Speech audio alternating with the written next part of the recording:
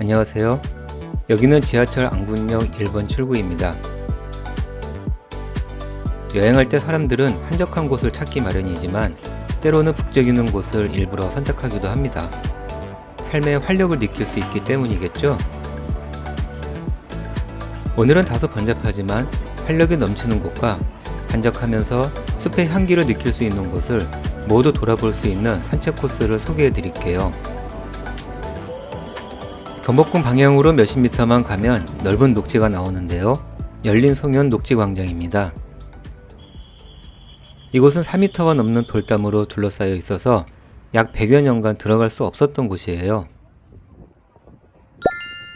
지난해 서울시가 담장을 낮추고 시민들에게 개방하면서 축구장의 5배에 달하는 넓은 녹지를 즐길 수 있게 됐습니다. 산책로 주변을 따라 다양한 꽃들이 있어 꽃 구경은 물론 사진 찍기도 좋고요. 곳곳에 햇빛을 피할 수 있는 차양막과 의자가 설치되어 있어서 쉬기도 좋아요. 한가로운 가을의 정취를 듬뿍 느낄 수 있습니다. 이곳은 몇 년 뒤에 전시관이 들어선다고 하는데요. 삼성그룹이 기증한 이건희 회장 소장 미술품을 전시할 예정이라고 합니다. 광장에서는 마침 서울 도시건축 비엔날레가 열리고 있었는데요. 저 앞에 독특하게 생긴 조형물이 보이네요. 한번 올라가 볼까요? 조형물의 이름은 하늘소, 하늘과 만나는 곳이랍니다. 혹시 모를 위험 때문에 한 번에 200명까지만 올라갈 수 있어요. 철제 계단을 올라가 안쪽으로 걸어가니 쌓아놓은 흙이 보이는데요. 해남군과 양평군, 북한산, 그리고 DMZ 4개 지역에서 가져온 것이라고 해요. 사람과 자연의 상호 존중을 의미한다고 합니다. 녹지 광장과 주변 풍경들이 한눈에 들어오네요. 마음이 탁 트이는 것 같습니다.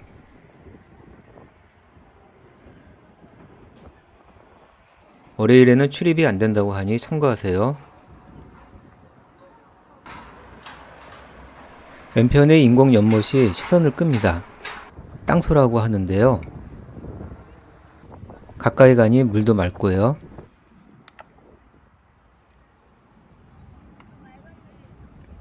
작은 연못이지만 아이들의 호기심을 끌기에는 충분한 것 같습니다. 건축 비엔날레는 이번 달 29일까지 열린다고 하니 꼭 가보시길 바랍니다.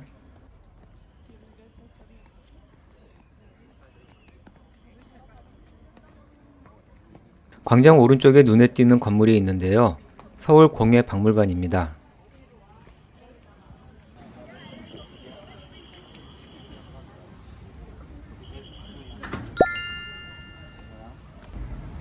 서울시가 풍문여고였던 건물 5개 동을 리모델링해서 만든 박물관이에요.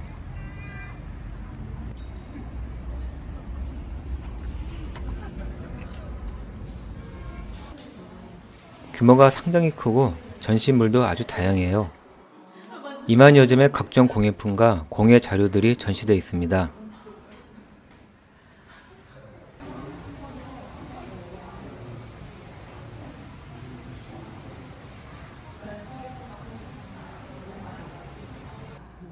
전시 3동에는 형형 색색의 실로 수놓은 자수 작품들도 전시되어 있는데요. 자수 병풍도 보입니다. 자수에 사용되는 다양한 문양과 기법도 볼 수 있어요.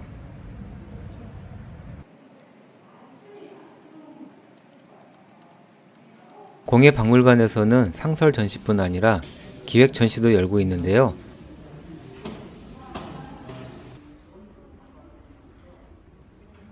금박을 입힌 화려한 왕실 예복 전시가 그중 하나입니다. 금박은 한복이나 장식품에 얇게 새긴 금장식인데 예로부터 왕실에서만 사용할 수 있었다고 해요. 정말 예쁘죠? 이번 특별전은 11월 12일까지 열린다고 하니 꼭 들러보시길 추천드려요. 박물관에서 나오면 감고단길이 이어지는데요.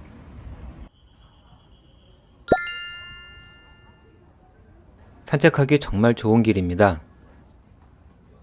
살랑살랑 바람이 부는 가을에 특히 더 좋습니다. 감고단길은 율곡로 3길에서 정독 도서관까지의 길을 말하는데요. 숙종의 계비였던 인현 왕후의 친정 감고당이 이곳에 있었다고 해서 감고단길이라고 합니다.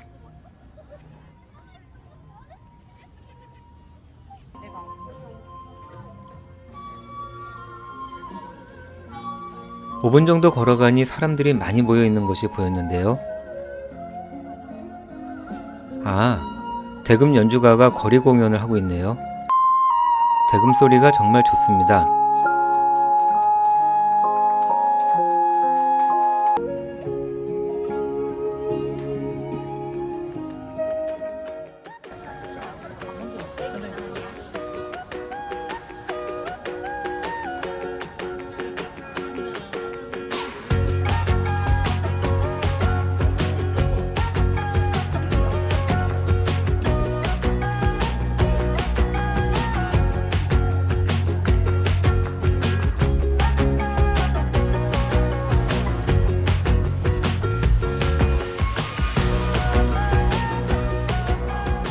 여기처럼 독특한 분위기의 길은 없을 것 같아요.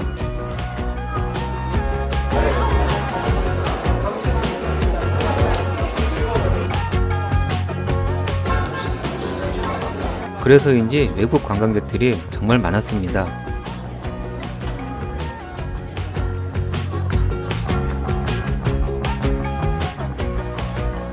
여기서는 외국 브랜드도 한국만의 멋을 잘 살려주고 있네요.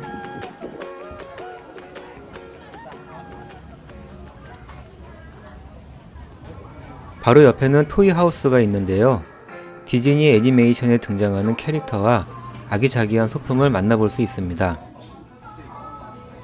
어린 시절의 추억에 잠기면서 미소 짓게 만드는 곳입니다. 보는 것만으로도 기분이 좋아져요.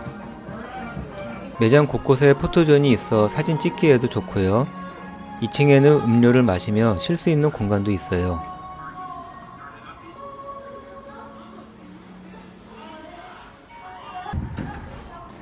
거기에 포토존도 있네요. 길을 따라 걸어 올라가면 횡단보도가 나오는데요. 길을 건너서 편의점과 정독 도서관 사이 길로 1분 정도 걸어가면 갈림길이 나옵니다.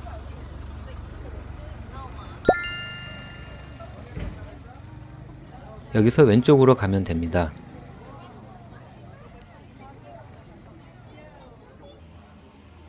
아담한 가게들이 옹기종기 모여있는 이곳은 삼청동 아랫동네 화객길입니다.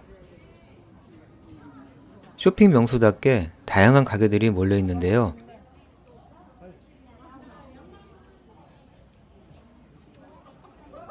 여유있게 구경하며 쇼핑을 해도 좋겠네요.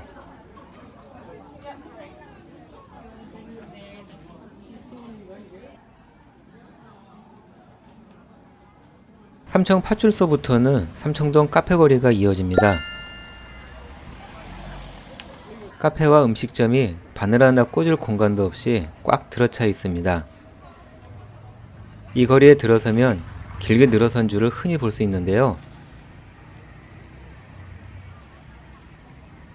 그만큼 맛집이 몰려있다는 얘기겠죠?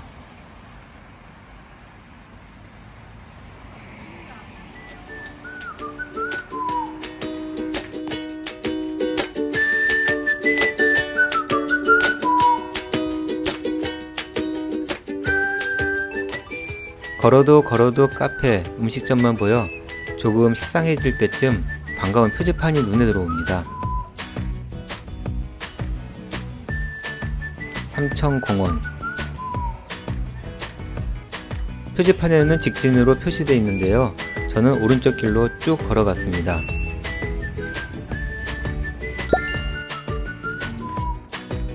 삼청공원에는 순환 산책길이 있는데요. 삼청공원 숲속 도서관에서 시작해 마룡공원까지 한 바퀴 도는 코스입니다. 이번에는 말바위 전망대까지만 걸으려고 합니다.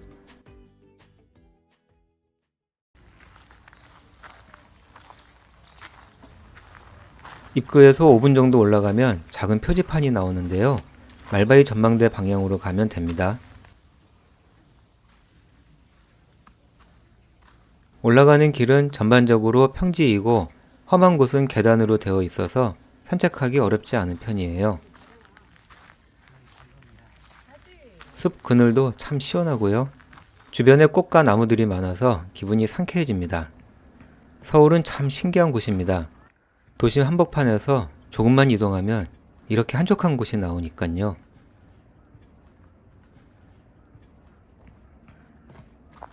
(10분) 정도 올라가면 말바위 등산로가 나오는데요. 여기서부터 가파른 계단이 이어집니다.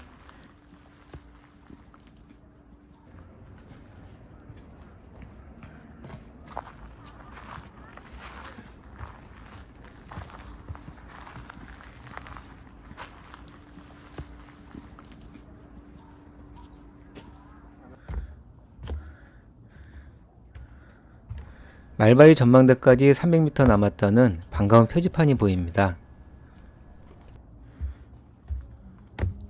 숨이 가빠질 때쯤 쉼터가 반기네요. 저는 여기서 바람 소리를 들으며 잠시 쉬었다 갔습니다.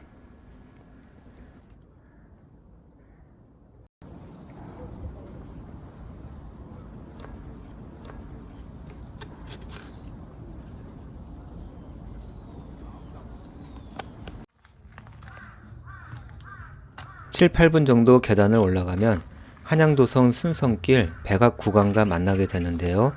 성곽이 운치 있어 보입니다.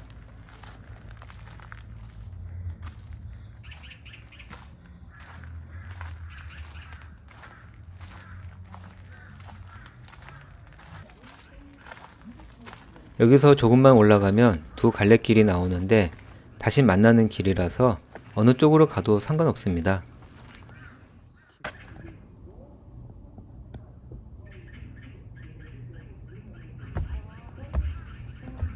저는 데크 계단으로 올라갔어요.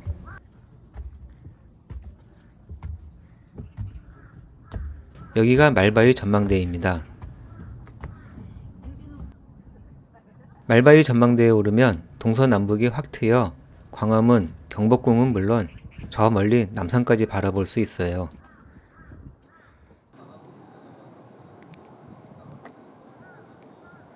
말바위는 조선시대에 말을 타고 온 문무백관이 가장 많이 쉬던 곳이라 말을 뜻하는 한자에서 유래됐다고도 하고요.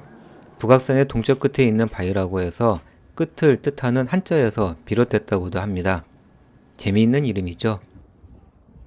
바위 위에서 가을바람을 즐기시는 시민들도 있네요. 참, 말바위 전망대에서 조금만 내려가면 와룡공원 방향으로 전망대가 하나 더 있는데요. 여기도 꼭 둘러보세요.